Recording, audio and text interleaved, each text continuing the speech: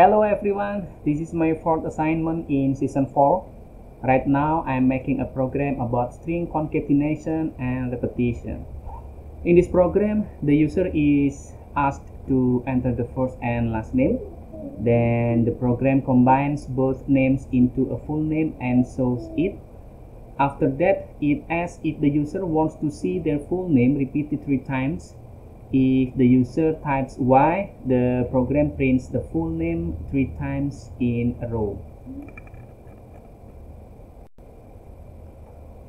Okay, now let's try running the program and see if it works.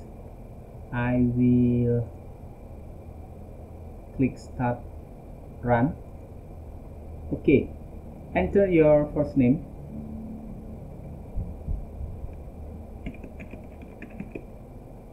And then your last name.